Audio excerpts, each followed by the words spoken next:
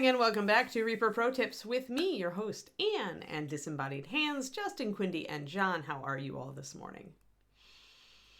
Hello, sorry, I was running a little bit. It's been a morning. Let's just say it's been a morning. There's been things and stuff. One of those mornings when like you try to be ahead and despite your best efforts, you end up a little behind. So yeah, we'll go a little late today, a little over. Unless we've got do we have a Luca riding our heels today? Maybe I'll make up the time tomorrow. I think we've got a Luca today. We must dodge the impending. Oh, Luca's tomorrow? Oh, okay, good. So then I can go a little late. Super. Yay, I lose track. Thankfully, Quindy, as usual, Quindy has our butts. We're going to do a thing today. We're going to do leather on his skirt. I decided I want to break from the metallics. And I'm going to actually do... Pendrake suggested purple leather. I really think that's too much. But I am going to steal his idea somewhat. And what we're going to do is we're going to do black leather like I originally envisioned. But we're going to highlight it with purple. So that it is a purple accent, kind of weirdly. And it should resonate with the crest up here. So that's what we're going to do today. Oh, right. Yeah. Crow's Nest, really late. Yeah, I got it. Thanks, Quindy. Yeah, I need to just put a sticky note up on my little thing here that says, you know, what show is when. And remember that Wednesday is my move your butt and day. Oh, dearie me. All right, so yeah, let's do some purple leather, except some black leather, except with purple highlights. I'm always telling you guys, you can highlight black with anything, so let's do that. When you highlight black with a different color, it ends up looking just like a very dark version of that color. So like if you highlight black with red, it will look like a really dark red. So this will essentially give us a purple leather, but one that's extremely dark. So it's not hopefully going to be too distracting. Because I don't want it to be bright purple. It's just like, it would be too much. Like the crest up here, I want to be brighter, a little bit brighter, because it's near the face and everything. It's something drawing attention upward on the model. But putting something brighter down lower is not a great tactic on many models. Depending, I mean, if there's something interesting or the model's focal point is like lower, then that makes sense. But I was running late, Real Master, so it's one of those days. I think I'm okay. But once the rest of me catches up to the other parts of me, then I'll be a little better. It should be a pretty good day today, though. I'm confident the day will be a pretty good day. Let's see here. Not Night Sky Indigo keeps trying to like throw itself. Oh no, my Styx Purple's in the other room, I think. No, Styx Purple, you've abandoned me. All right, I'm gonna go and snag my Styx Purple. One moment.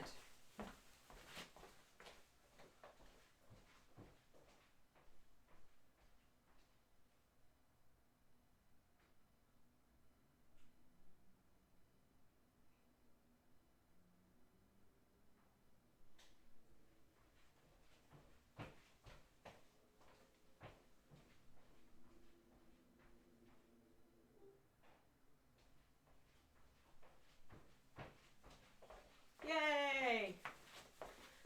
This is a problem with painting in the other room. There we are. Excellent. And highlighting with purple will also look good just because you have so many yellowish metallics on this model. Even in the places where it's a bit more orangey metallic, it's still going to work really well since orange and purple go together. Just like yellow and purple go together. Boop. There we are. And I'm just going to get some Styx Purple here mixed up. And then we'll start going. And I have some other colors that I'm probably going to use to highlight the purple with. I've got some Runic and also some Rosy Skin. That one. So kind of like, and this is a triad that I've used before actually, but I don't know if I've ever used it on stream. But yeah, here. So you have to do kind of a 50-50 mix there. And you don't go up to the full Rosy Skin. Alrighty. Yo, Crowley. This is the one from a while ago, Lava Being. What I do is I have a 6 model rotation. So essentially, we work on 6 models, but we work on them one after the other, and we do a loop. So that means we don't sit and work on one model for like 3 weeks to get it done. We go back and forth. And so it also means that ideally when you tune in, if like you only can tune in on Wednesdays, we'll always be working on a different model. So it gives you some variety. If you ever want to just look at, like, watch the entire series of one model, you can always go to our, either in the VODs or on our YouTube. All of our stuff goes over to YouTube. And so you can search by this model, Bronze Golem, and you'll be able to find all of those videos. You can just watch them in order. So it's kind of in my case, it's like it keeps things fresh. I'm not bored with one model. My viewers aren't bored with one model, and we can still keep things going and get them through to completion. Because if I had to paint this sucker, thank you. If I had to paint this sucker all at once, Lava Being, I would be so sick of it. Because it's all bronze. I mean, we've only done like really one. This gauntlet isn't even done yet, but it's closest. It's the closest to done. We've got the battered head of it, and we've got a bunch of the verdigris on, but I still need to add a little bit more verdigris, and I need to do these slots here to be more like these areas behind. So yeah, I still have to even finish one hand, and then we'll have one shoulder, one hand, and kind of this kind of done, and we still need to do so much. So yeah, this is a gigantic model, and it's easy enough to do a very fast job on this model. I mean, obviously we could just, have washed it and, base coated it in metallics and put a wash on it and, painted the details. But then I'm not really earning my paycheck at that point. Because anybody could do that. So instead, I'm doing weathering and a bunch of stuff so that, and to be honest, I mean, even if you did just throw a metallic base and a wash on this, you could still go back and do some verdigris, and it would actually look really good. Hey, Thormel. So I like to hope that even some of the more advanced techniques that I show people, it's some of this stuff, especially like the weathering and freehand and things like that. That's stuff you can add to a model that, maybe you've speed painted, but it will still enhance the model.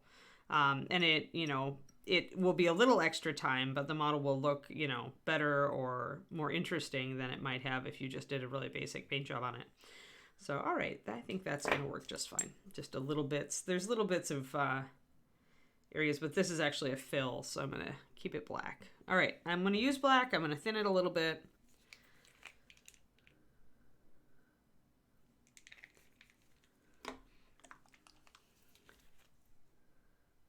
I'm actually going to go about 6-1. I want this pretty solid. Well, okay, if my black will unclog, I'm going to go 6-1.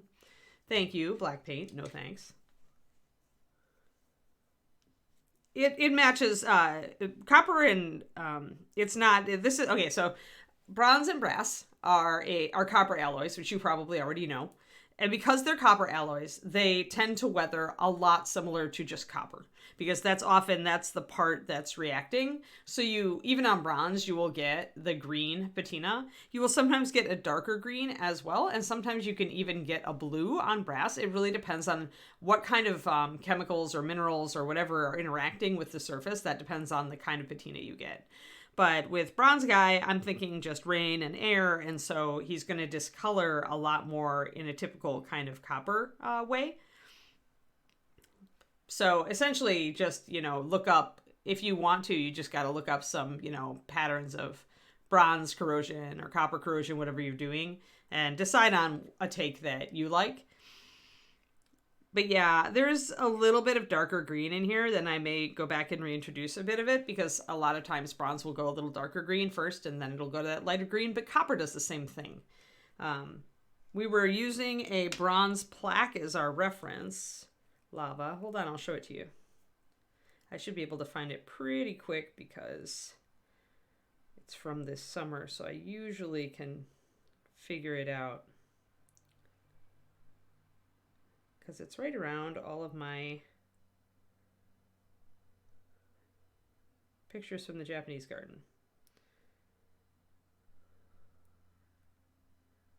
Aha, there we go.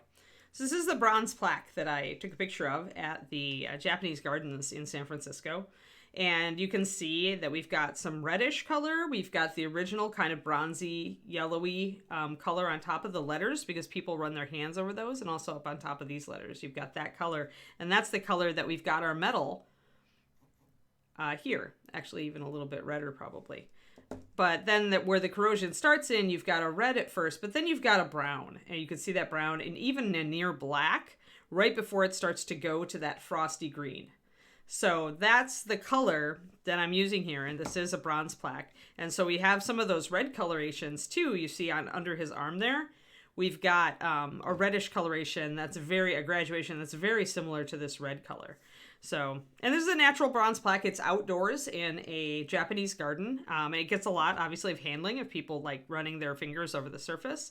And it has been sitting out there for decades. So you can see the verdigris and how it's come up. You can see a little bit of a darker green verdigris before it starts going to this frosty, kind of the pale verdigris green like we've got in MSP. But yeah, so this is what this is based on. So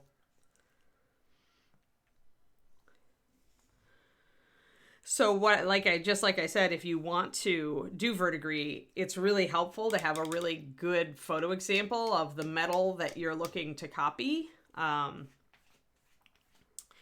would be a lot more orange and brown. Copper tends to go almost orangey pink when it's bright shiny, and then it goes to really much more orange than this. There we've got this is much more yellow. Copper would be a lot more orange if it was. Especially if it was polished, it would be a lot more orange. So yeah. Anyway, you probably didn't need a history lesson on like metals, but that is what this is based on. I really loved that plaque when we were at the garden. And I thought it was a fantastic example of bronze weathering in various stages. So I've saved a photo of it. I do that a lot when I'm out and about. I take pictures of flowers and plants and metal things and stones and stuff, anything that I could use to inform my painting process. I just keep a whole bunch of it on my phone. I wonder if I have a copper thing. I actually think I do have a picture of a copper thing.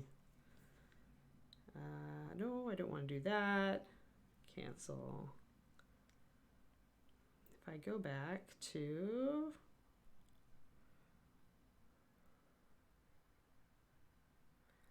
Yeah, I should be able to... Oh. Just curiosity. If I can find it fast, then I'll show you. Otherwise, I will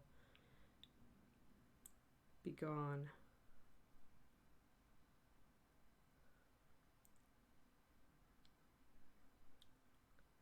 All right, here we go. It was during my Hawaii trip. Okay, so... I don't know if this is copper, though. This might also be brass. I think it might be copper. See the orange? That's at Pearl Harbor, by the way. That's I liked the rain. I like the graduation of light here, and it also shows you the horizon line I keep talking about in NMM, and also the way a cylinder is highlighted. You can see the reflection under here, the highlight here, and the light up top. So anyway, that is a giant torpedo at Pearl Harbor. But yeah, I take pictures of that stuff all the time because it actually does come in handy when you're painting. Whenever there's an interesting surface or interesting lighting on a surface, it pays to just keep a record of that. All right, so let's see if I've thinned this too much or if it can go on. It looks like it's going to go on. I'm just going to paint over the whole thing and then come back and deal with the individual parts of it, because it's just going to be faster. The only reason not to do this is if any part of this you wanted to be lighter, like if I decided I wanted that cord around his waist, because there is a cord at the top of this little waist thing, see it? If I decided I wanted that cord to be a light color, then I would not want to do this black base coat over it. But in truth, it's probably going to be metallic, like a gold cord or something, or I'm going to do it a brighter purple, in which case I can probably still work up from my base purples. So it really doesn't matter. It's only if it was going to be something really light or bright, then you'd want to not paint everything black under it. Or you'd have to at least acknowledge, if you were going to do that, then you might have to paint again over that cord. You might need to paint it white first before you put your lighter and brighter colors on it.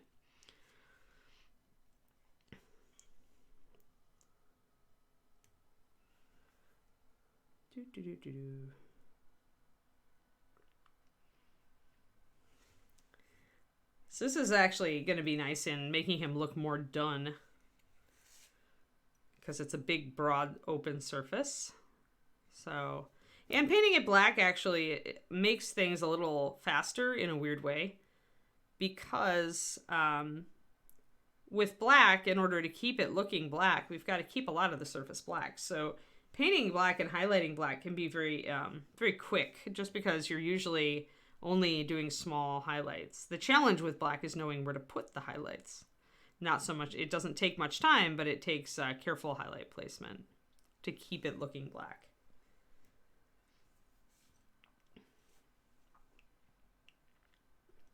I just showed people. Yeah, that looks to have a high copper content. That was my thought too. It was very, very orange. Oh, I just showed them a torpedo from Pearl Harbor as an example of like a more coppery metal pendrake after I showed them the plaque that we based this guy on. Because somebody asked if this guy was copper. So I wanted to kind of show the different colors.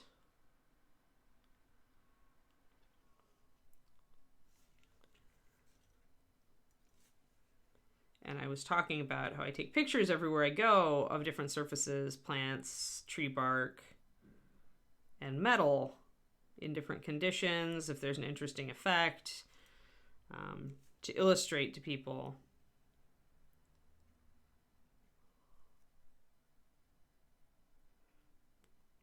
Like different things I might want to do on a figure.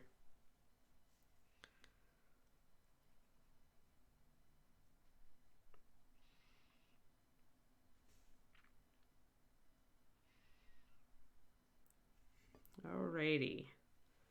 I'm going to make sure that I get down under here. Since I've got my black here, I want to make sure I get the ends of all of these little things underneath. Everybody always forgets to paint underneath. Always remember to paint underneath. It's important. Not going to get the leg because that's going to be done in the scorched metal, but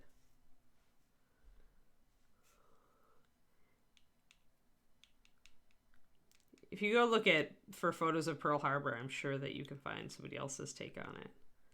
I don't know if it's still up on my phone. Is it still up on my phone, or did my phone reset? Depends. Sometimes I don't go to photos. I just go into, reset. If I just go into my camera and go to my photos that way instead of just opening my gallery, it won't keep the photo up. So it did not keep the photo up. And I don't want to hold up the stream going to look at it again, because it's back in the dawn of time. No, it's back in 2019. It feels like the dawn of time. This before David and I were dating. So I'm just gonna, and you can be a little messy. I mean, obviously I can be messy here because I don't care if the black gets onto his leg because I haven't even painted it yet. So this is a good time to be doing this.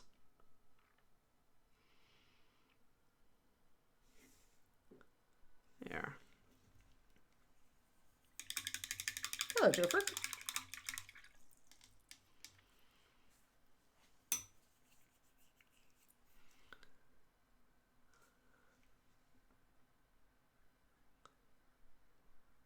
There we go.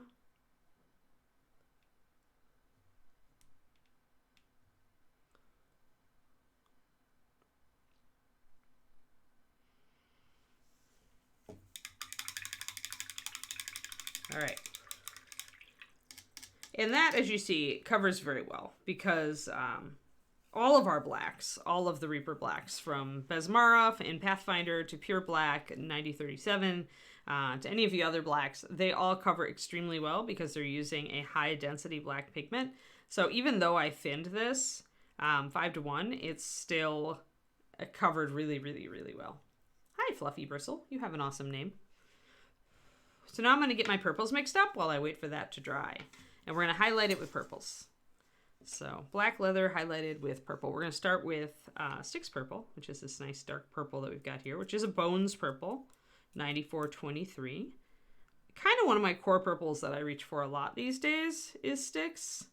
It's got very good coverage for purple. It's not as vibrant or bright as Monarch, but I don't want a bright purple to highlight this leather. I want more of a little bit of a faded purple, and so Styx works really well for that. I could also just mix a little black into my Monarch purple and it would work, but Oh, I think I'm gonna go with a mix for this next thing. So I'm gonna go for 2 drops of Styx Purple. I'm gonna drop a drop of Runic in there to kind of brighten it up a little bit. And I'm gonna put a drop of Rosy Skin in there.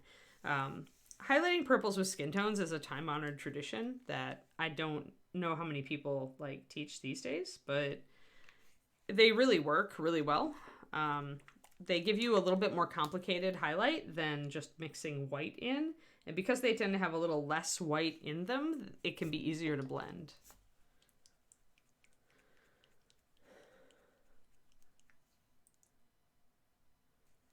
Ice blue.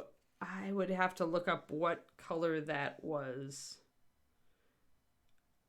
Ice blue or icy blue? Icy blue, ice blue.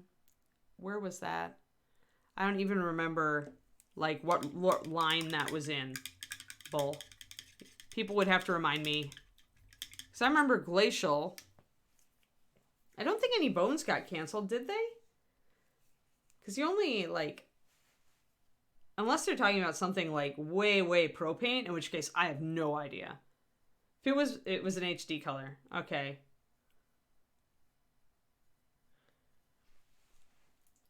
Well, I don't remember the color, but 2 colors that could be close would be, depending on how green it was.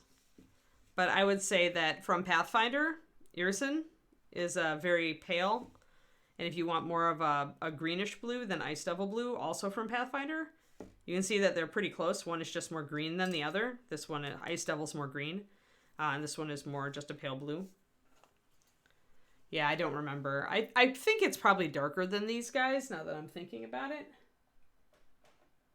But it's been a long time. Honestly, though, most pale blues, there's not much to choose between them. So if they're just looking for a highlight color, if it was an army color for them, then... but Ice Devil, Irison, or... Problem is I don't keep a lot of the lighter blues in my box because they're so easy to mix. I actually don't keep them on hand.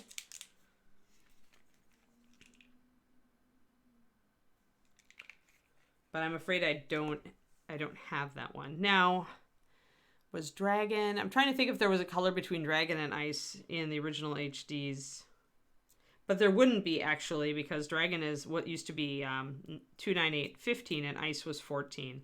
So have they tried, like, it wouldn't be Truer Sky. It would be Warmer Blue. I would honestly, out of those 2, I would really look at Ice Devil.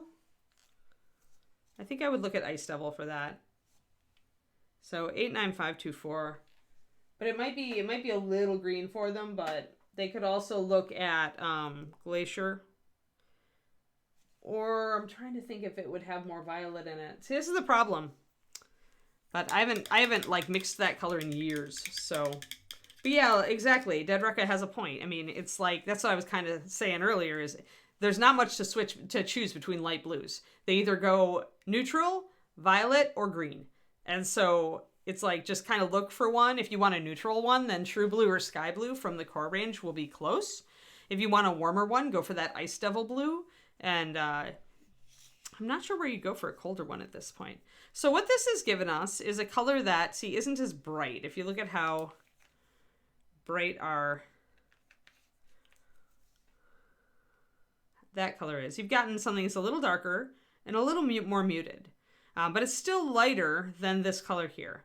So that's because I didn't want to, again, go up to the bright purple leather. It didn't make sense to me.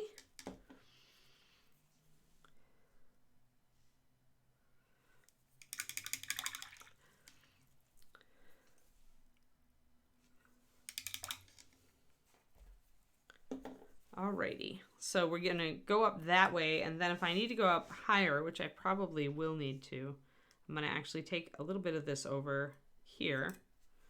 I'm gonna put a little bit more Rosy Skin in it. But yeah, sorry I can't help on that one, Bull. It's just been years since I mixed that color, and since it was canceled, it's like actually more than years, I guess, now that it's been, gosh, I've been out here. It may have been 5 years since I touched that color.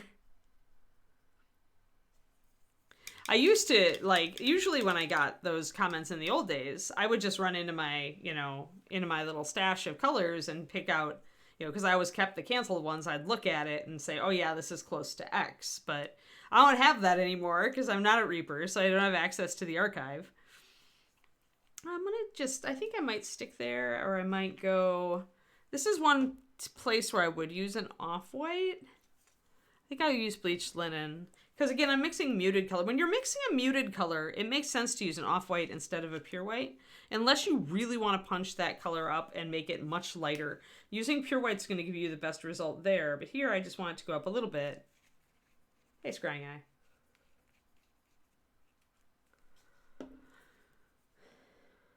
And I'm going to drop more water into it because, yeah, that's perfect. There we go. That's a good highlight. I like that color, actually. And actually, since it's muted more than this is, I'm actually going to take a brush full of this and mix it back. That's going to make that bleach out a little bit. And then we're going to go back and we're going to mix my brush of that into this.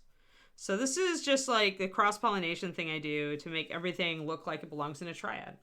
A little bit of this color goes into that color, a little bit of that color goes into that color. Yeah, pictures are real dicey though. But yeah, if you can put it up in a picture with those other two, then it'll tell us, it'll essentially give them information. You can kind of compare. Better yet if you do a swatch, but through the problem with putting up a picture of the bottle is that it tends to, the bottle frosts out the color a little bit so that it doesn't look as dark. Witness this. See how the paint itself is actually darker than this, even though I just mixed some lighter color into it. So the bottle being a slightly frosted color, a little bit white, means that it will lighten the appearance of paint inside of it. All right, let us set out to highlight. That is our arrangement of colors for the day. And I am going to slide this out of frame now and get close just because having that white is going to make it harder to see the black. Now I still have a little bit of wet paint, but I think I'll be okay. Yeah, like if you did a swatch and took a picture of those so that with the two other colors next to it so you could see the differences, that would probably be the most value thing. Bottles would be second most valuable, though it can be hard to see the color. All right, so we're going to highlight this and pretty much going to look at it in the light. And what we can see is that there's a lot of light here where it goes over its knee. And then you get a little bit, especially here on the, like you can see the highlights picking up the edges here on the leather.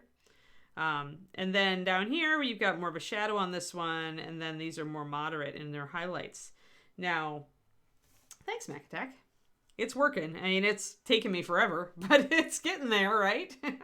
Eventually, I keep warning people I'm going to get sick of it and just stop. Like, not going to finish it on stream. And we'll see. I haven't gotten to the point where I'm totally sick of it yet, but we're definitely taking a break from the metals today to do some leather.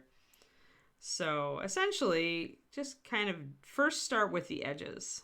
If you're highlighting black with a different color, start picking out like areas where maybe your highest highlight would go, but don't go beyond that yet.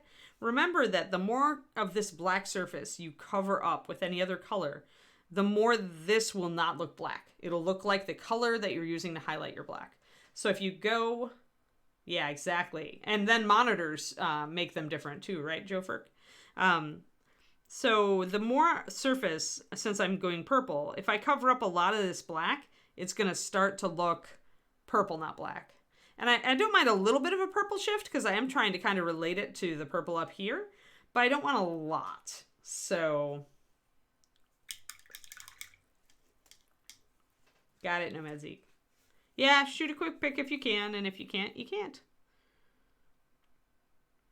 I mean, they may be able to do it if you email questions at Reaper Mini, because Ed told me they're putting together kind of an archive of colors, all previous colors, both canceled and regular, in the in my old office is going to become the paint, like the pink color archive, which is awesome.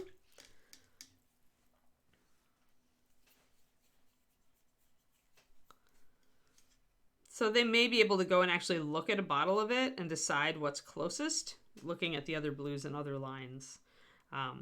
That's what I would have done in the old days when I got one of these questions.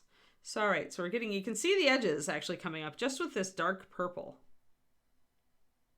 And I'm really just lining. I'm not doing anything fancy at this point. I'm just lining the edges of the leather to kind of bring them out a little bit and get a start. Kind of assess how light or dark my dark purple here is too, to see how light it looks against the black, to see if I'll be able to maybe blend it, which it looks like I will, because it's not too terribly much lighter. But just adding those little touches of purple are bringing out those edges pretty well.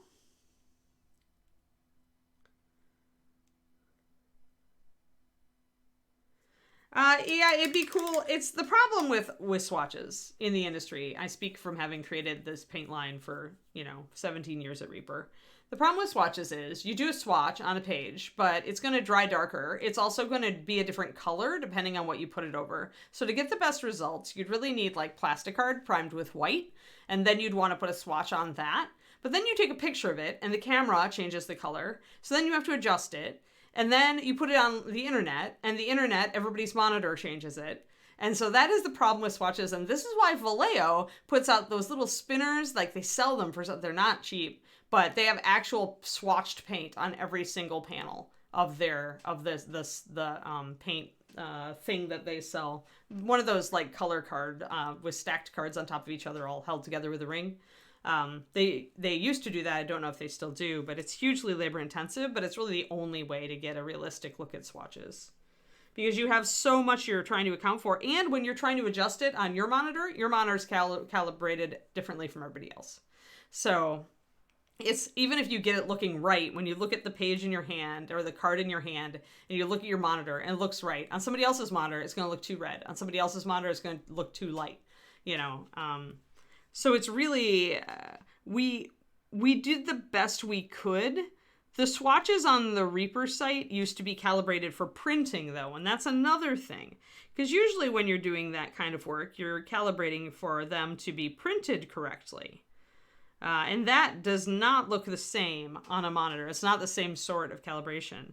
So our old swatches, and some of them still are just a little bit too vibrant, too light. Often, just because printing, what the swatch looks like on the screen is nothing like what it will print. Often. There are some exceptions, but in general, I found that it was very different. That's why swatches are fallible. It's why you can never get a perfect swatch. So even if we did swatch out the archive, it would still be subject to all the problems that were originally part of our swatch program. I mean, I used to go up. I personally adjusted many of those swatches. Like, I would stand over Brian's shoulder and we would stare at the color on the screen, right? And try to get it as close as we could. And then we'd print it out and we'd look at it, and it just was impossible to get it perfect. The best we can do is close, give you an idea. That's why it's so good to use the Discord. Because if you're really not sure how really light or dark that blue is, ask somebody if they have a bottle and they can just, squeeze out a drop and, on a piece of card or something and take a picture and put it up. Even then, though, remember, their camera's going to change it.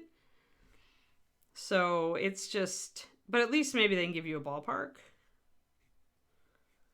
It's just harder than you think, I guess, is what I'm saying. All right, so I can see that I have purple highlights here now. You can kind of see that shift, a little bit purple. So that's cool. I'm going to put a little bit more into this. Yeah. So now I want to look at it in the light I'm looking at here, and I've mostly got highlights there and there. So I'm going to actually bridge those highlights. Now, there's two ways to think about this when I talk about keeping most of the area black. And one way of thinking about that is to take each of these little things, little leather hangy bits, and make sure that each one stays, mostly black, 75% black.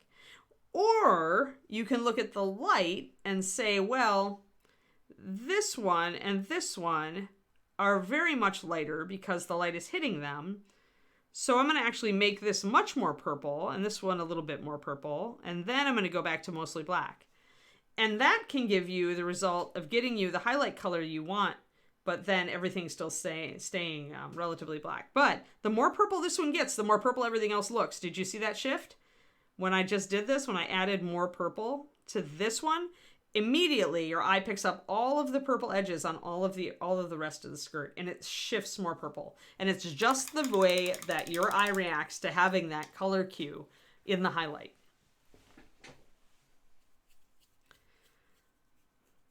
And even for me, now, when I'm looking at it in person, before it was black with maybe like I could see little purple edges, but now that I'm blocking in this more purple, everything looks more purple. And it's just the way that your brain like sees the color and interprets it depending on how and where it's positioned and how bright it is and how much area is taken up and all the rest of it. And where else is it?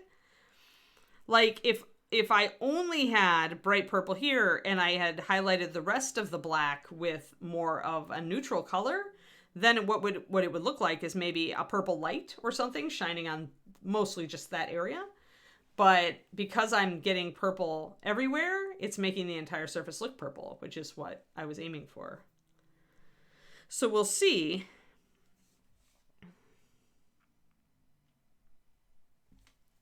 We'll see how this continues to evolve. And I haven't even added in any of my brighter purples. Let me get this edge here.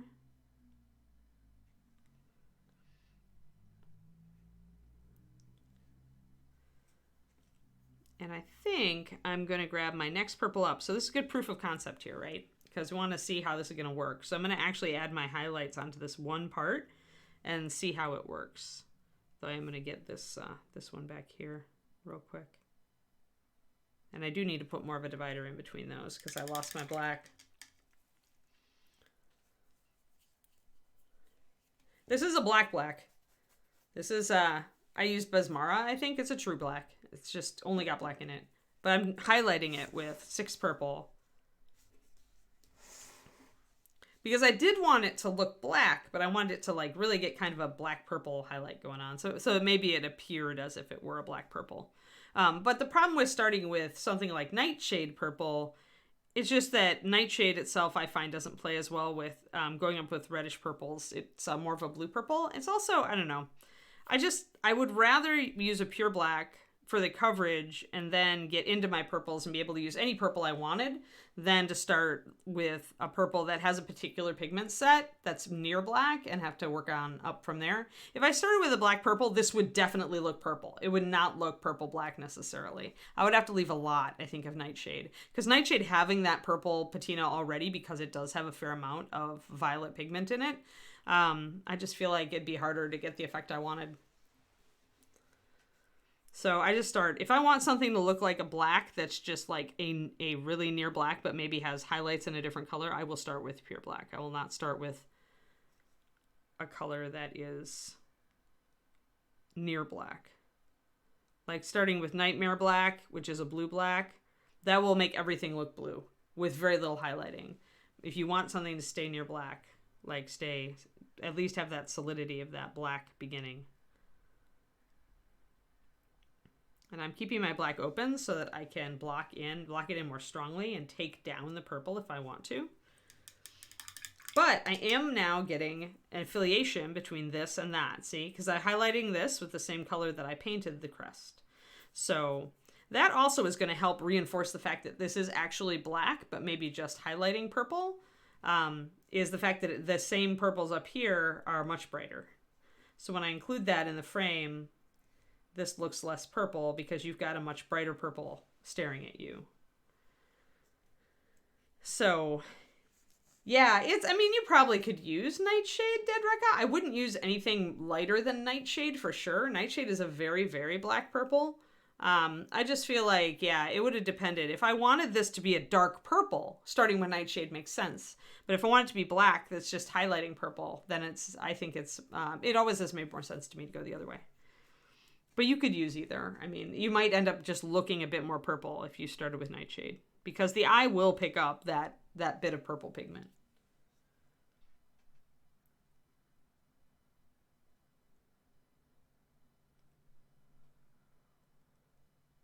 I didn't quite get the meaning of that, Jofer. Can you rephrase?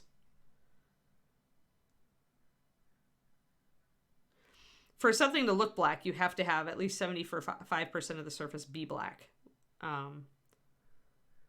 And then what color you bring black up in can influence. Like if you want a more natural black, you bring it up with more like a gray brown or blue gray, and that's something that like truly black objects, natural black objects, are extremely rare in nature. There's usually a hint of other color in there somewhere.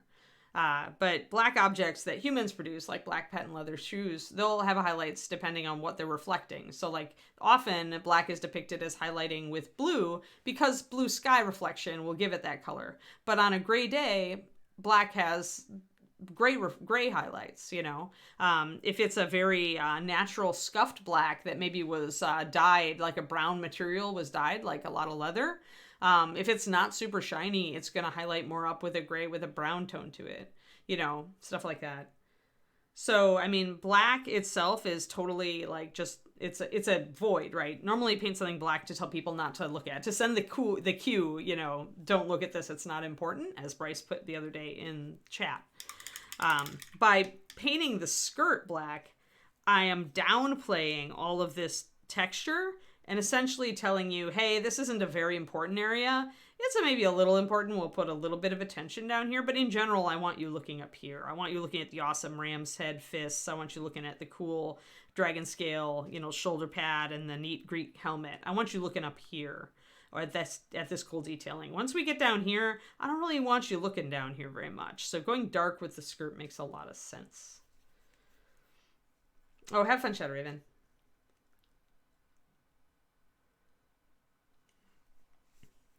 So, all right, now we'll take up our highlights a little bit more. So let's bring this mixture of, I'm going to be real gentle with this and real small at first. This is this color, and then we'll go up with our light. And I do want to start introducing a bit of weathering as well, probably with that light. And I need to ask myself at this point, how shiny is this leather? Is it shiny at all? And that's going to influence how high I take my highlights. I've been talking about this a lot. I've been talking about this, I think, in every single Pentad PDF I've done for my Patreon lately. Patreon.com/paintingbig, by the way. I do have a Patreon, and we do a lot of PDFs. In the $5 tier, we've been doing a thing called Pentads, which is instead of triads, if you had 5 colors to shade and highlight, reds, oranges, yellows. We've been doing a bunch of different ones. But one of the things I'm emphasizing in those PDFs is your highlight is giving people visual information, whether you realize it or intend it to be so or not. And if you highlight up to white, you are telling your audience either that this is a near white object, if it is a very pale object, or this is really hot for when you're doing like a glowing effect, or this is shiny. Those are the things that you are telling your audience if you highlight up to white. And so I need to really question here, because obviously this is not a near white color. It is not hot. And so if I keep highlighting it up to a near white, it's going to appear to be shiny. And I need to ask myself if that's really what I intend with this. I'm going to do some slashes. And a little bit of, it's a good place to put like a slash or a tear.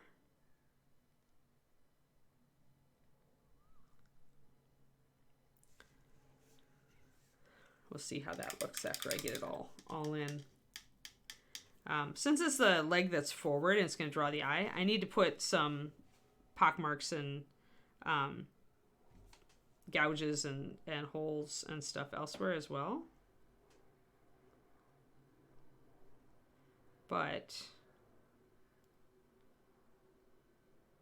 And there are some already in the bone sculpt, so that helps. So I'm just going to add a little bit of wear, signs of wear and battle damage on some of these areas.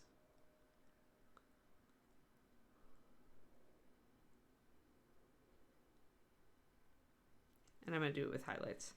And then we'll go back to figuring out if it works or not. So once I add in those gouged details in my highest highlight, that starts to look, looking quite light. But it isn't looking terribly purple. And the reason is that I've gone from using these guys, which are pretty intense purples, to this, which is kind of a grayish washed out color. So even though adding in this battle damage and scrapes and stuff puts a bit more purple on, the purple is so washed out that it's actually not reading as terribly purple. And in fact, it's covering up some of my previous purple. And so the area looks suddenly less purple. So it's... Well, thanks, Meyer. I never know, right? Am I just talking? Is it really making sense? It's early in the morning. You never know. But yeah, so... All right, now I'm going to take my black. I thinned down my black a little bit, so I'm going to thicken it up a bit and make sure that I'm reinforcing these little scratches and stuff by putting a little... There are two components to a scratch and a dent, and if you are on my Patreon, you can actually watch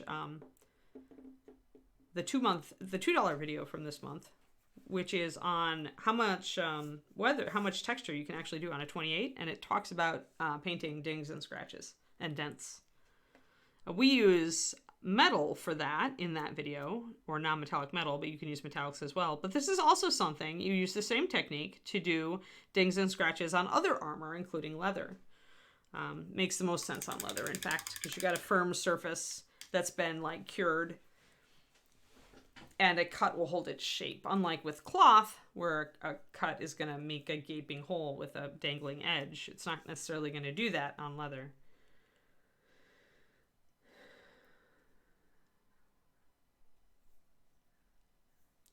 Just to give you an idea, Dead Rekka, it's almost always, like, I would say 95% of the time, maybe more. But in miniature painting, it's always lamp black. It's always carbon. I'd be willing to bet on that, actually, because lamp black is a very cheap pigment. And Mars black, which is the more blue variety, I believe, is a more expensive pigment. And I don't know that Mars... I'd have to even look to see what Mars is. But Mars, those are the two blacks in tube paints. Would be usually Mars and lamp, or carbon.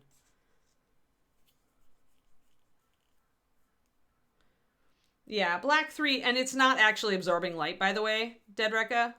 It's I believe that if that's the blackest black, and that's why it's 3, by the way, because there are 2 otherwise. What that is an ultra matte black. And because it's an ultra matte, it means that no light is reflecting from the surface, which means that when you photograph it, it looks like a black hole in the page. I got a chance to play with some of that stuff, and pretty much it just is an ultra, it's a perfectly matte surface.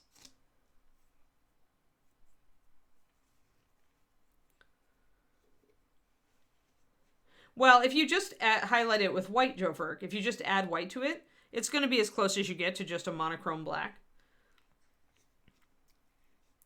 But that's a very unnatural thing, and it's similar to, like, it gives you a monochrome kind of thing going on.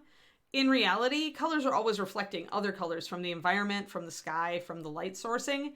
And so when you paint something true neutral, like you take your black up with a flat gray, it tends to look a little bit weird, a little bit unnatural, and it tends to look gray very quickly, like really gray, like it's actually gray and not black.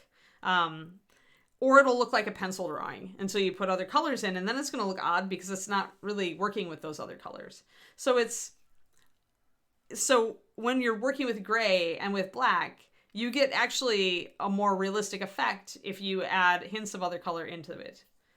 That's why Sergio always says when you're using gray for NMM for steel, always add a different color into it. And if the color is one that's in the environment or otherwise on the model, all to the better. But it doesn't have to be. It can just be something that's just being picked up from outside of the model that your viewer will still accept it as long as it's not too weird.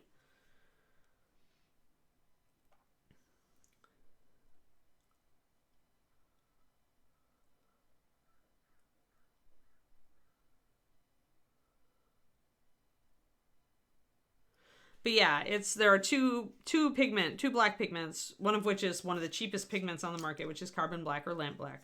And I would bet you 95%, if not 100%, of miniature and hobby paints use lamp. There's really no reason not to. Alrighty. I can't remember if Mars also was a lighter coverage black. See, it's usually when it's pigment to pigment of different types, like all the different blues. The reason those blues were originally adopted, and certain reds and things, were because of a clarity of color or a coverage thing. Like cadmiums. Cadmium red is an ugly red. It's not really very mixable unless you're mixing it with browns or other like rusty tones. But it covers like a dream, and that's why it was popular. But now, you know, we're going away from using toxic stuff in paint, thank the Lord. So, you know, now it's a different environment in today's world. We've also managed to get other pigments to cover a little better, and we've come up with tricks that we can use, depending on the bases that we use, to make colors cover better, that even with pigments that normally don't. A great example is some of the Bones Yellows, using high-density pigments and a slightly heavier bodied base gives it just a little bit more coverage, even though we're still using pigments that have very little coverage themselves.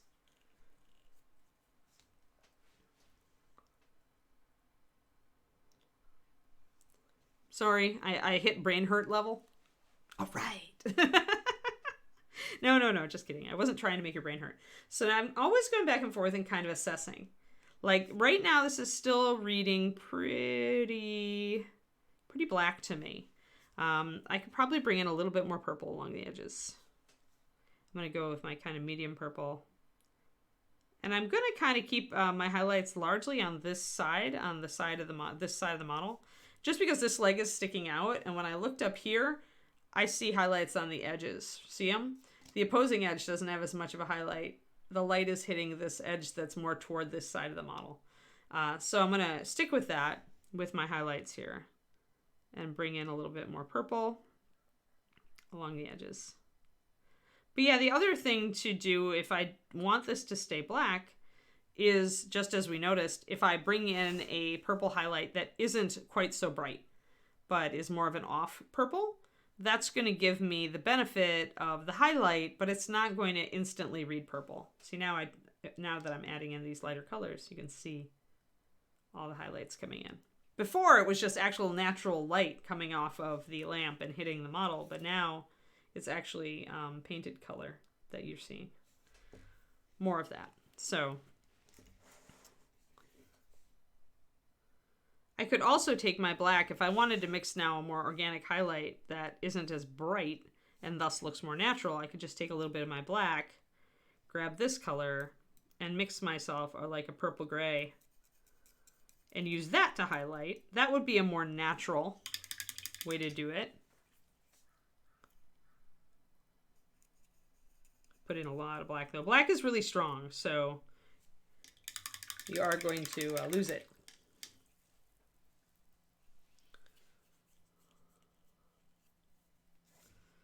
But yeah, so if you just want, you know, you could even put in a stronger purple to this at this point.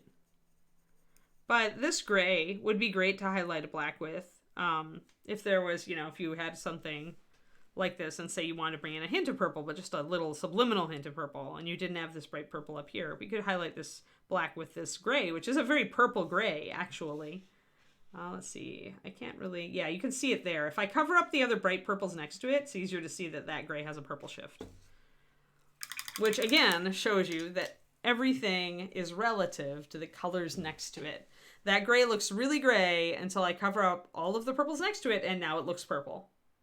So that's an example, folks, of when you have something bright on the model, and then you put something that's more muted on the model, how the muted thing, the color drops out of it, and instead you see the bright thing. It's just how your brain works. It's how it interprets color. It's how it adjusts. It's always looking for contrast, and the brain likes contrast. Contrast meant food or danger in the olden days. Like, being able to find, you know, bushes with berries in them, and being able to find like shelter by picking out like a shadow under a log, and, you know, stuff like that. Our brains really like contrast. Contrast used to be really useful. Now it's just a parlor trick. Yeah, or a drop or two. Like, I wouldn't even give that ratio, Pendrake. I would do it a 1-to-1. Just 1-to-1. You just want to add a bit of white to your black to it. It'll show you really any color. But again, if I added white to this, but I was adding white to it right next to these purples, you wouldn't be able to see. Like, you probably wouldn't pick up the purple still. You've got to do it like on a paper over here and not look at the purple. Because again, it's gonna, what's next to it, the colors next to it are gonna color what you see. Literally.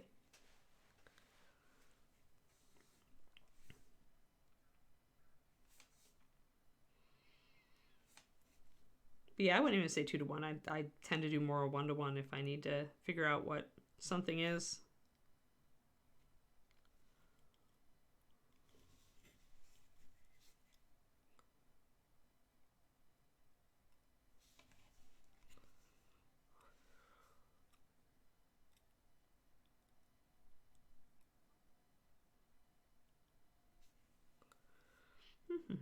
All right.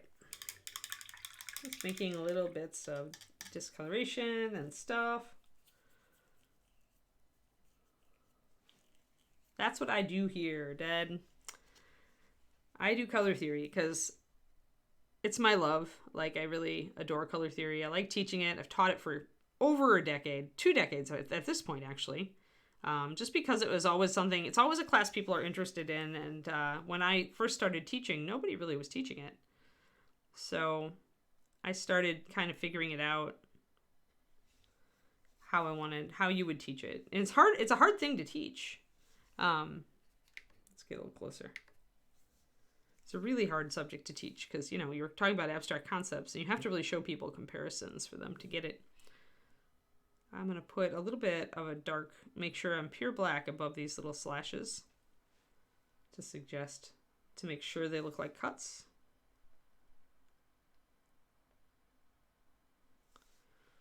Once again, I did a little video on this recently on the Patreon, so if you're a patron, you can go watch it.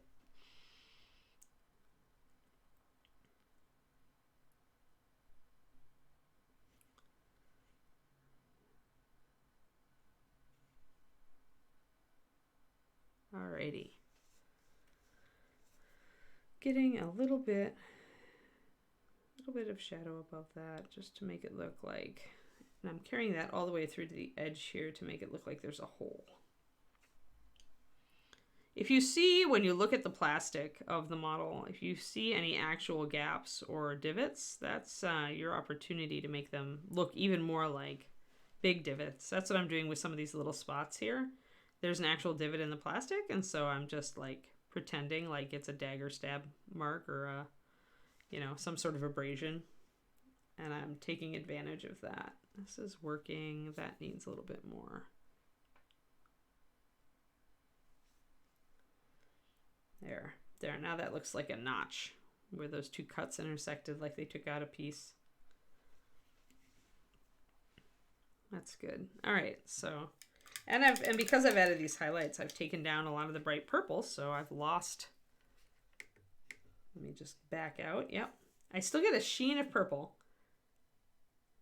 Like, I'm still getting a little bit of that color, but I'm not getting a lot of it, and that's great. That's actually very close to the effect that I kind of wanted down here. Something understated, but that still would bring out some detail and be elegant. Even though maybe a lot of the cuts and stuff won't be noticed right away on the model. Is still there, so when people get closer and look, they'll see it.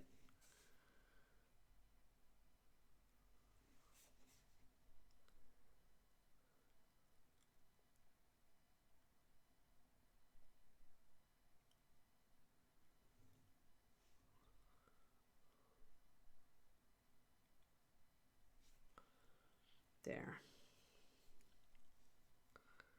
But yeah, just a bit of wear and tear. I'm gonna actually grab this gray, mix a little bit more lavender into it and see if I can use it. Yeah, that works really well, actually.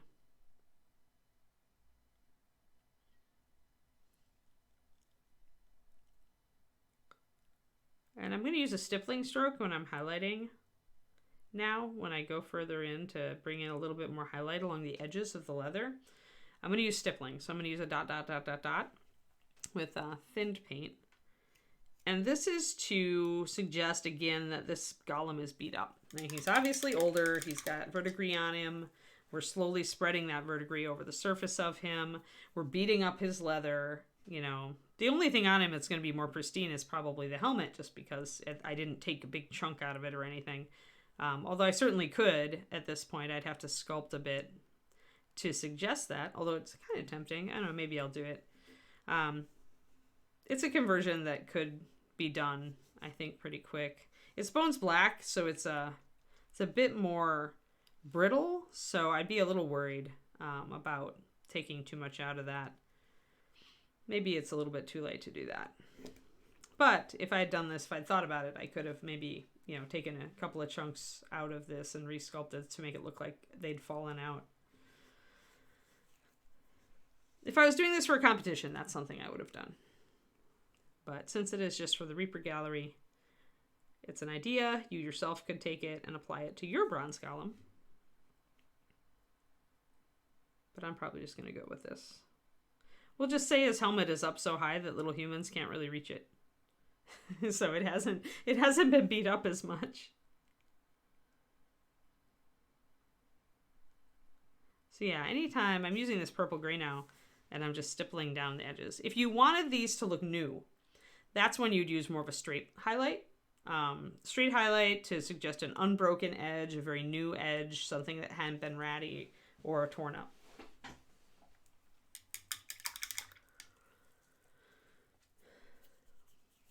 I'm going to actually grab a drink. Throat's getting a little dry today.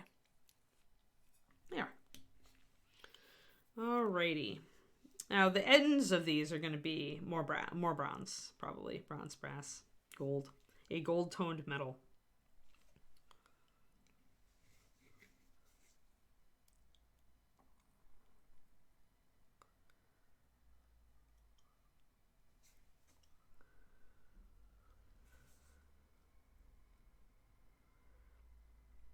And the thinner the paint and the thinner the brush you use,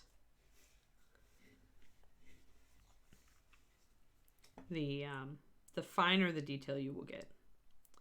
Now the other thing we could do, and I kind of did it up here a little bit, but one thing that leather that is pulled out or rounded a lot will do is it'll crack, and it'll crack across. So these hanging bits I didn't think really would have gotten that kind of strain, but this one up here I put a little bit of that in. When it's getting close to the waist, maybe we would get a little bit more of that stretched out cracking along the edge on that particular one. Hello, Mike. Yeah, it's a slog, I'll tell you. He has a long time. He has a lot of work to go.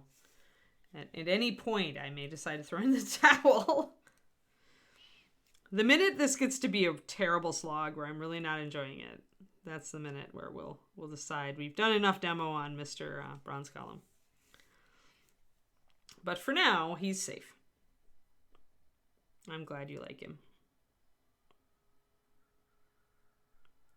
It's just a very large model.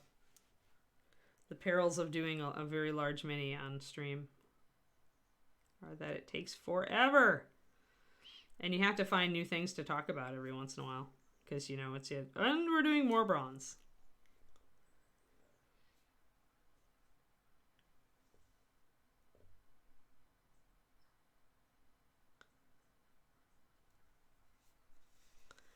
But yeah, we're right now is like this one arm is almost done, but not quite done because we haven't done the little slats here.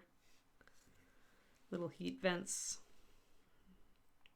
Mostly I'm just trying to get this kind of this black highlighted up with kind of a purplish color to kind of relate it to the crest up there. It's working out.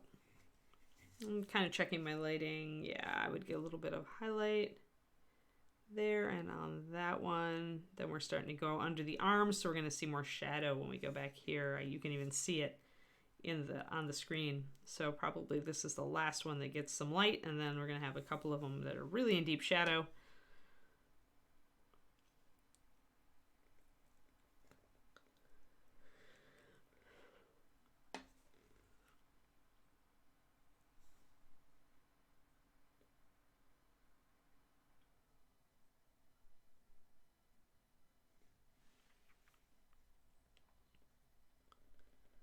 Let's see here. We'll just put in a little bit of kind of pitting in the leather.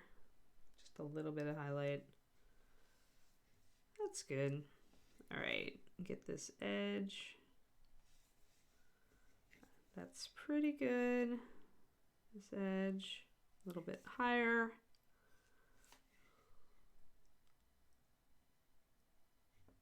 Don't want to go up too much on the opposing edge because the internal edge is the one that's getting the most light.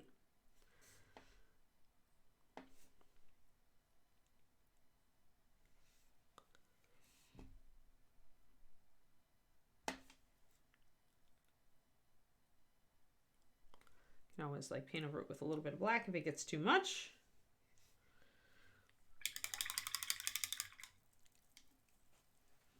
Yeah, there's some good websites online too where you can find some of that stuff dead. Now that on my Discord they post some references every once in a while. I think there's a lot of good patina references, and like I said, like you can get some of the best references just by going out into the world and really looking at the stuff around you. Things like brass doorknobs at libraries have like great discoloration on them a lot. You know, stuff like that you wouldn't think, but just look around.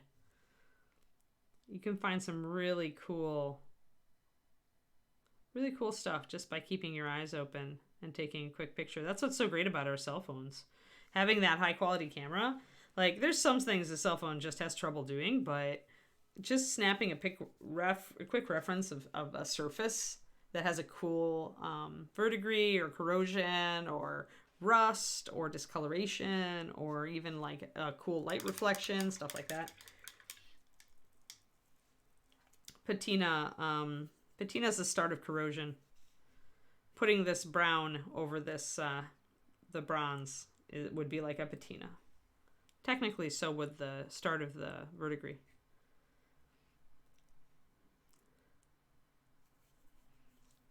Like copper and bronze tend to patina, and brass with a brown color at the start. Although copper will go deeply orange first, and brass will tend to go deeper yellow, and bronze will tend to fade toward brown. It doesn't really go through a real... It might go a little greenish. Thanks, Warshadow. Warshadow with the lighter side. All right, so here we have the butt, of course, is going to stick out, and there's a shadow here. So most of our highlight's going to go up here, and this one might come out. You can see how the light hitting this one here and that one there.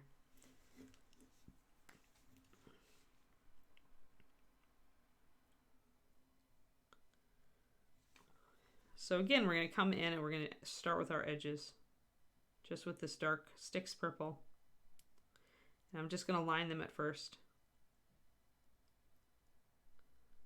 I need to figure out what I'm going to do with the belt. If I'm going to go purple, like more intense purple, maybe I will. It's very small, so there's not much harm. And if I do take this more intensely purple to match the crest, it will also make the black look more black.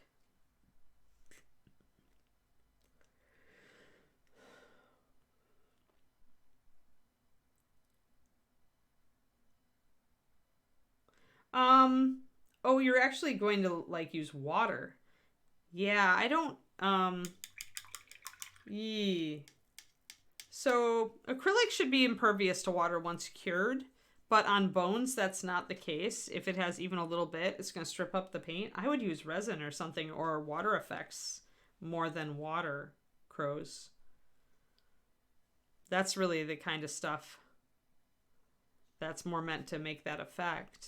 Because I don't think it's going to work to use water. I don't think there's anything you could seal it with maybe maybe a spray-on gloss, but you'd have to, yeah, get something. But if it's going to be in water for a long time, I just don't know. Like, acrylic is not supposed to be submerged in water for a long time. It's not really, I mean, there's paints that, like, they use an aquarium stuff that they use that are water impervious for long periods of time, but I don't know, like, how to find that stuff or how to classify it. Yeah, that problem is that bones, when you throw them into water for more than a couple minutes, like, I've just had bones like loosen sometimes. I don't know. That's something where I would definitely use like Woodland Scenics water effects and just build up layers. But yeah, I can't help you there. Can't help you there. Anybody else have any suggestions? Maybe seal it with silicone. Like, you could probably brush silicone over it. Or clear. Yeah, see, Joe Frick also says use resin. Gel, I don't know. You're right out of my thing there, Warshadow. I'm not even sure. Yeah, that's my gut reaction. Jaeger is that it's gonna, like, resin is what that's made for.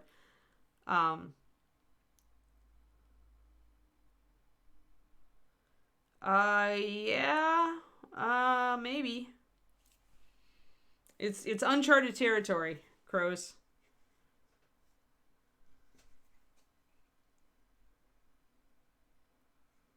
I'm gonna try this just quick.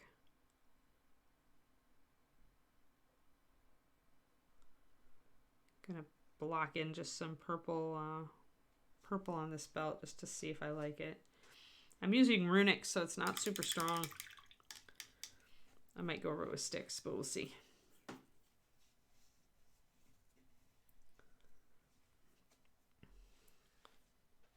mean, it's a cool idea to have the liquid sloshing inside the jar, but yeah, I just don't know what you would use that would be impervious to the water.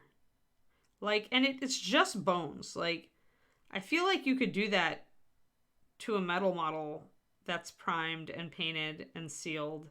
Like, it would definitely, like, chemicals will leach into the water and it may cause discoloration. That's why, like I say, they use special paints for stuff that goes in aquariums. Because otherwise the chemicals leach into the water and kill your fish.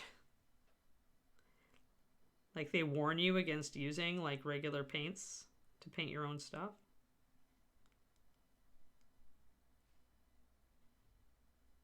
And in salt water, it's just right out. You can't even use that stuff because marine water will destroy any painted object and kill all your fish. So yeah, it's an interesting question.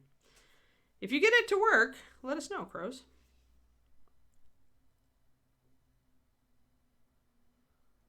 But I would use, I personally would use just a pourable resin.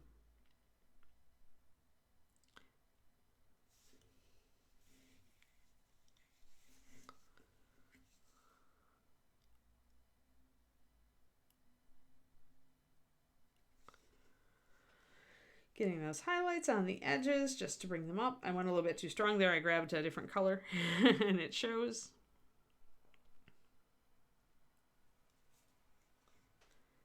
Clear 3D printing resin for water effects. Yeah, that's good to know, Moonlight. Thanks.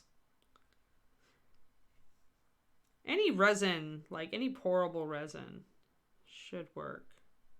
But Crows doesn't want to use a resin.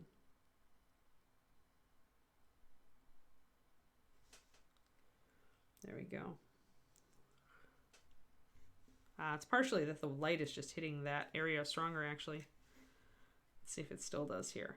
So, okay. So by putting it in line with my big ring light, we can see that these three panels are getting most of the light. So I can bring in more light there. I can bring in more purple.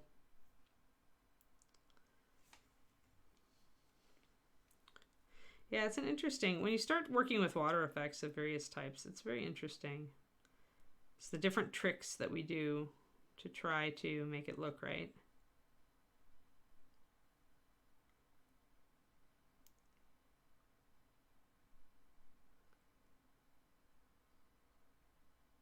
Just using my 6 purple to bring in a little stronger purple on those areas. Sticks is very dark, especially over black. This is where having a black base coat actually works in your favor when you're trying to blend dark colors into black to create highlights.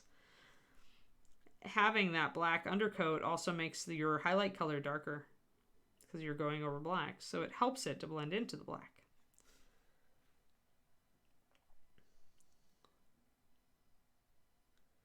I don't think Elmer's glue would work for a clear, like something that's solid, a plug though. I mean, I know it will eventually go transparent, but it's got some surface stuff going on. For this particular thing, I don't know if I would use that. Yeah, no mixing, just pour it in. Yep. Yeah, that does sound like it would be an ideal imagine. Kind of a less stressless, like, and that's Wapple for you. He'll come up with the coolest things just because he's going to be like testing a whole bunch of stuff until it, because the man he's indefatigable. He has endless, boundless energy for art. Makes the rest of us look like loafers.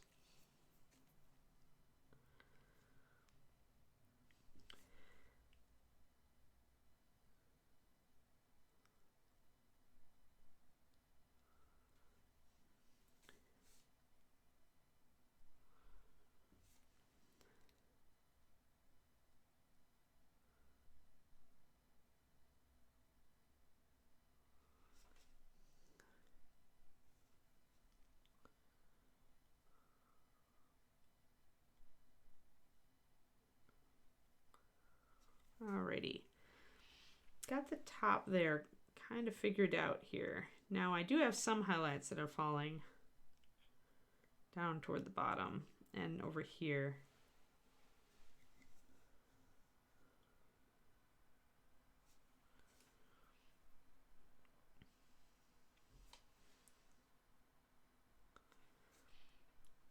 That's cool, crows. Hey there, Matt. Thanks. Yeah, I'm working with purples now. The green back here is just like a base for some of the bronze.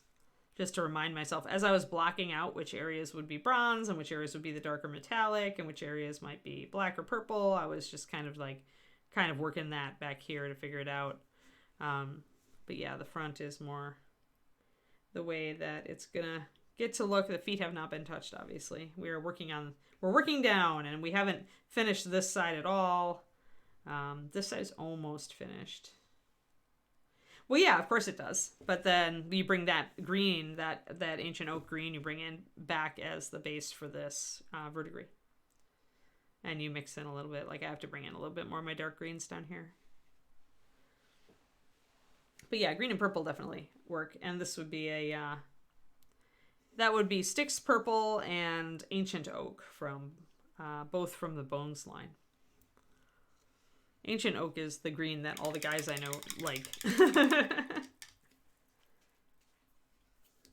But yeah, I wasn't intending to keep that green except as a shadow for my bronze. That's was just my key to kind of blend, to kind of figure out blocking it in. Since I knew I was going to bring a lot of green back into the bronze, it made sense to do that base coat because I wanted a dark base coat for the metallic. It made sense to do it in green. I'm going to play actually a little bit more with this braid around his waist. I'm going to bring over Styx instead. Just going to brush it right over the top of that runic. And I'll see if I like that. Hello, Rush. Nice to meet you. We're working on our bronze golem today. He's finally getting to the point where he's like looking pretty, looking pretty cool, even though he's so far from done. Yeah, do green. I do dark green, or I'll do, sometimes if I want a red bronze, I'll do a dark red.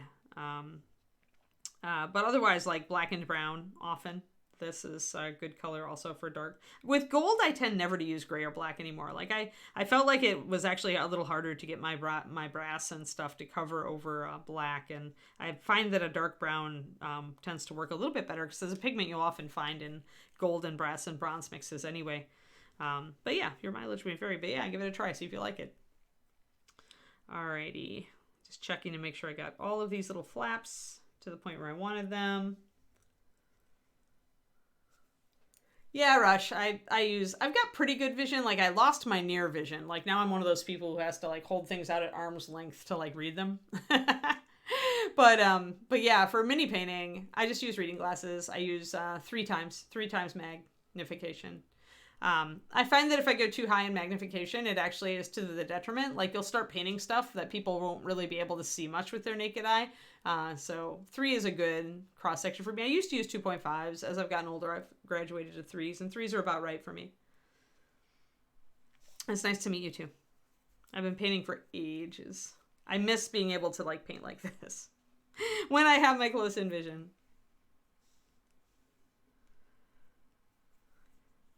For silver, I do use a gray. Usually I'll use like carbon gray or stormy gray, one of my medium to dark grays. You want it to be dark because the way that, I mean, most metallic flakes in the USA that are in hobby paints are going to be mica based or silica based. And both of those are actually work better over a dark base coat. Like, they are actually meant to be put over a dark base coat. The manufacturer sends you a pamphlet that shows you how the flake looks put over a white and over a black, to show you that they really are better. They have better effect over a dark base coat. So you always go dark with it. Jewels, I don't use metallics for. I actually paint them on and usually do like a gloss sealer, or I'll do a faux effect. So I just paint them however I'm going to paint something of that color.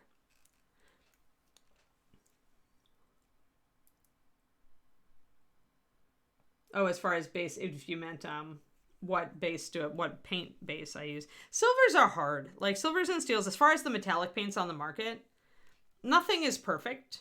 I find the lighter I go, like if I start lighter, especially if I'm weathering down, like I'm weathering this stuff. Have we done, I don't think we've done a silver weathered surface, have we? I don't see anything right to hand. I'd show you if I had it. Oh wait, Mr. Grumpy. So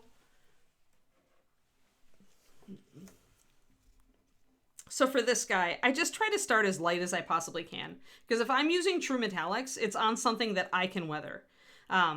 The only reason I would use true metallics, like if anything has tiny fiddly detail, I actually don't use metallics on it. I'm violating that for this golem because I promised people we'd paint it in metallics. But usually with all of the little filigree and stuff, I'd go NMM. But when I do go metallics, because I'm working on a really big surface that I want to really beat up, I'll start as light as I can with a really, really pale steel or silver, and then I'll take it down with various like washes, glazes, stippling, all this kind of surface treatment.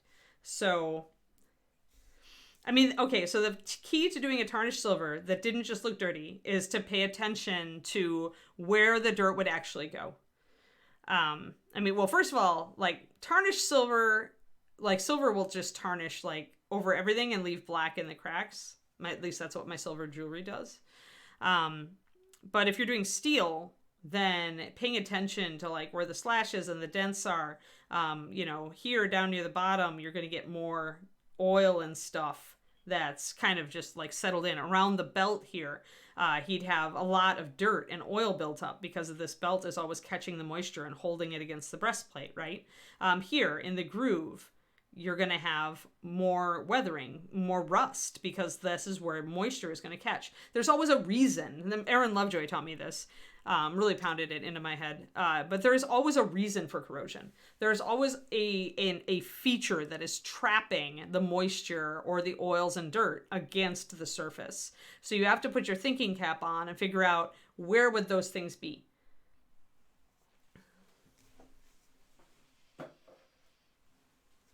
And what areas are more likely to actually be like burnished. Like this guy, he's slamming his fists into things. So if the brass or the bronze is going to look light or new or scraped, it's going to be down there. If there's any part of it that lacks like verdigris, it's going to be there because this is being pounded into things a lot.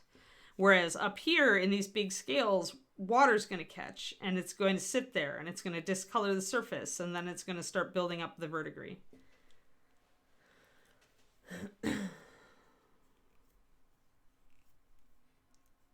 Yeah, with acrylics, it varies as far as underpainting colors, whether it's really going to make a difference for you. I find because a lot of metallics actually are somewhat translucent, but often you're going to put more layers on it. And once you put enough layers on that, I don't care what color you used for your base, it's not going to show. So it depends on how thick your metallic is. Like I based all of this in the green, and you can't see a bit of the green now. Not after the solid base coat plus like 2 or 3 washes. So you could argue that me starting with green on my bronze is just kind of a waste of time at this point. I'm just going to have to put that in later, which is what I was saying when I mentioned I mostly didn't use this green as a base coat to get a certain effect. I mostly used it because I was trying to figure out, okay, what is, going to be this other color? What's going to be bronze? What's going to be dark? What's going to be, trying to figure it out. Because this is a very complicated model with a lot of different sections. So I was mostly using that to block out what colors I wanted to use where. Red does make a good base for copper. I agree with that, though. Absolutely. At least for your first coat, it's really going to accentuate that. And then you can decide whether to keep it. Like, I think I talked about this, God, in a stream like years ago. I remember when we were first doing some of these streams for Reaper. Then the key is if you're going to use a colored base coat for a purpose, then you need to work to keep that in the cracks and in the areas you want it. Because if you do cover over it with too many coats, it's just going to disappear. That may be different in scene painting since you're working with such a big flat surface and the light is angled differently. So I'm not sure about that. You're probably right on that one. I mean, you're much more of a... I only did scene painting for one semester in college. So I didn't absorb any great wisdom. If you do it regularly, you probably know a lot more than me.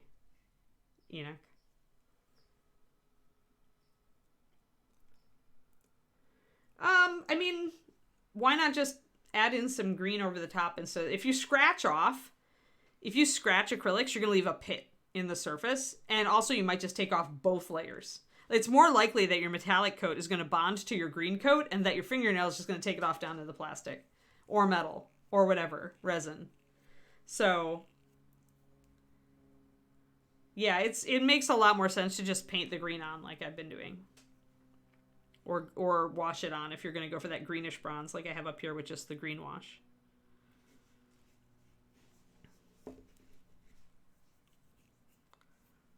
Let's see here. Very little mini painting, yeah. Yeah, with these guys, because a lot of paint companies go with very high coverage paint formulations, I find that any underpainting, you have to work to keep it. Like, people will always talk about using zenith lighting for painting. And the truth is, though, if you start layering on your paints and you put more than a couple coats on, you're going to totally lose this underpainting. It's going to block out. So if you're using zenith and you're trying to use it as a map as you paint for where your highlights should go, you got to work to keep those highlights. You have to start blocking them in from the get-go. That's what I always tell people. Because it's just a lot of this stuff is formulated, even Master Series, which is not primarily formulated for coverage, is still, a higher coverage paint than a lot. So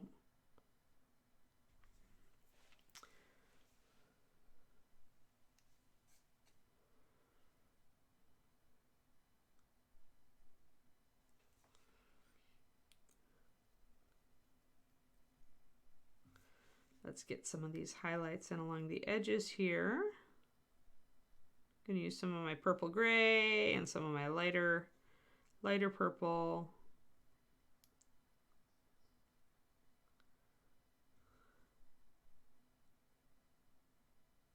And again, I'm using kind of a stippling stroke, so to suggest irregularities and age when I'm doing that.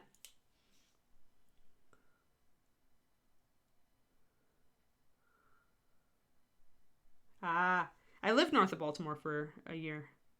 It's when I first tried freelancing and discovered that I was in over my head. I got back around to it now, and I'm doing a much better job the second time around.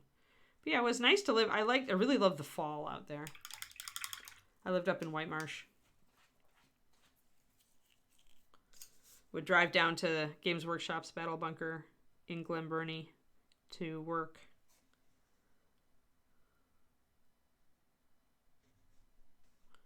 All right, gonna just emphasize these cracks between these things so I don't lose my black.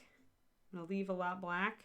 I may get too purple up here. If these start to look like they're purple while the rest of this is black, then I'm going to have to bring more black in.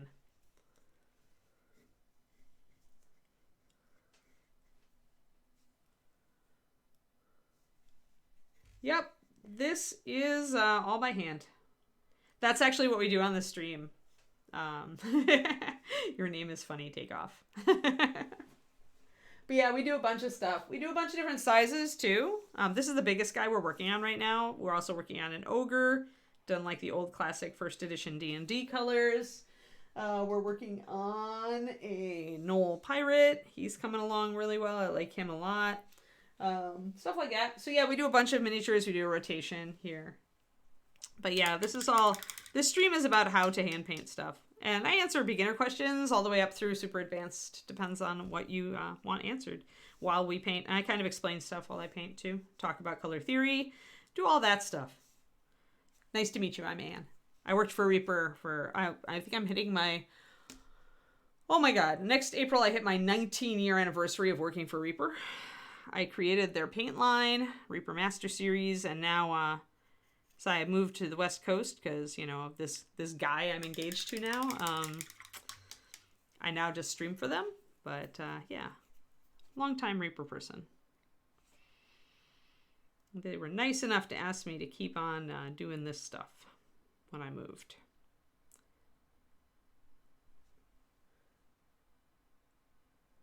But yeah, I'm here every day during the week at this time, Takeoff, so if you want to hang out, we will welcome you. But yeah, I'm definitely heavy into brush. Some people that do some work for Reaper here and there and who teach at ReaperCon, like Aaron Lovejoy of Miniature Monthly, he's very airbrush heavy. So you can totally do a lot of airbrushing, and it'll really speed you up on some things.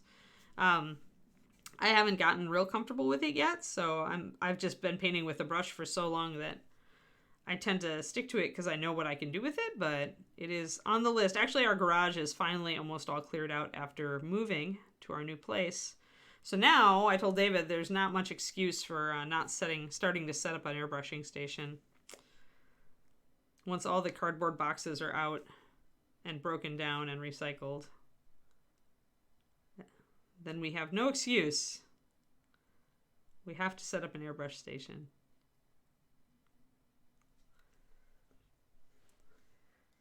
Yeah, Reaper is in Denton, Texas.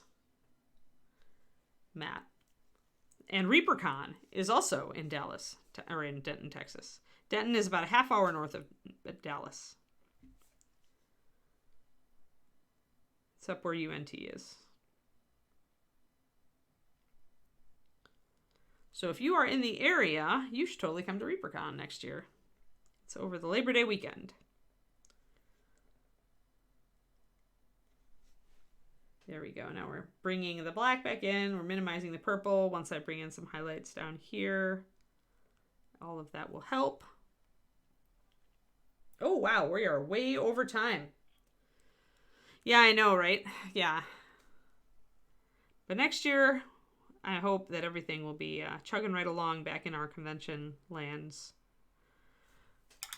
All right, it's about a quarter after, so I've gone just a tad over even where I expected to go, but we've made a really good start on this black skirt that's highlighted with purples. So, well, I only wanted to go over 10 minutes, not 15. But that's okay. I always go a little bit over, I think. So what we did today, we talked a lot about color theory. So if you are tuning in and you are interested in color theory and you just tuned in, go back and watch the VOD for this. And we talk a lot about black too, different kinds and how to highlight it, and highlighting purples, and just a lot of color comparisons and how to highlight something without making it change colors, and how colors change according to what's next to them, all this kind of thing. We did a little bit of weathering and different brush strokes and stuff like that. We looked at some lighting stuff. Yeah. We did a lot. And hey, the guy has a skirt now. He's starting to be more painted than not, which is alarming. All right. But thank you. Yes, I'm here every day. We start at 11:30 a.m. USA Central Time on this stream. We do every weekday. And yeah, Thanks for coming, guys, and I hope you have a lovely day, and I will talk to you tomorrow morning. Bye.